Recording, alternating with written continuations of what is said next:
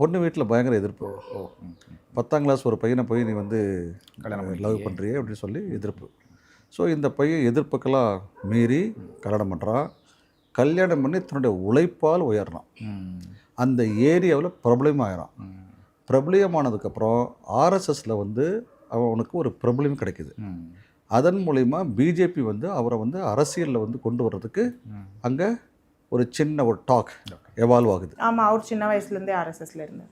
ருத்ரேஷன் சொன்னாலே எனக்கு தெரிஞ்சு கரேஜ்னு தான் தோணும். ஆர்எஸ்எஸ் ருத்ரேஷன் தான் அந்த டேகே அப்படியே பிராண்டிங்கே ஆயிருக்கிறது. அப்படி தான் ஆர்எஸ்எஸ் ருத்ரேஷன். பட் போக போக அதுக்கான வேல்யூவே இல்லாமல் போயிடுச்சு. இந்த சமயத்தில் கணேஷா ப்ரொசஷன் இப்போ கர்நாடகாவில் ரொம்ப ஃபேமஸ். இப்போ தமிழ்நாட்டில் கூட வந்து கணேஷா ப்ரொசஷன் வந்து ரொம்ப இடத்துல வந்து பண்ணுறாங்க. விநாயகர் சதுர்த்தி தான் சொல்கிறீங்க? விநாயகர் சதுர்த்தி இல்லைங்களா? அந்த விநாயகர் சதுர்த்தியை இவன் வந்து ரொம்ப பிரபல்யமாக நடத்துகிறான் இந்த பையன் அந்த ஏரியாவில். அதுக்கப்புறம் ஆர்எஸ்எஸ் சம்மந்தமான சில பரேட் பண்ணுறது, அந்த ரூட் மார்ச் பண்ணுறது, இது எல்லாம் பண்ணிகிட்ருக்காரு.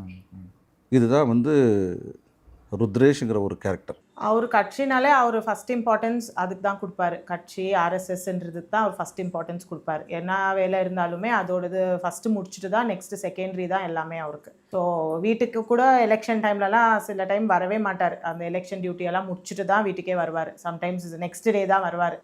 ஃபேமிலின்றதை விட அவருக்கு அதுதான் ஃபஸ்ட்டு ஃபேமிலி. நாங்கள் வந்து செகண்டரி தான். ஸோ அந்த அளவுக்கு அவர் இம்பார்ட்டன்ஸ் கொடுப்பாரு.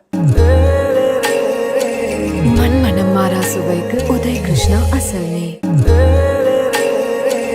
மண்மனம் மாறா சுவைக்கு உதய் கிருஷ்ணா அசல் நெய்.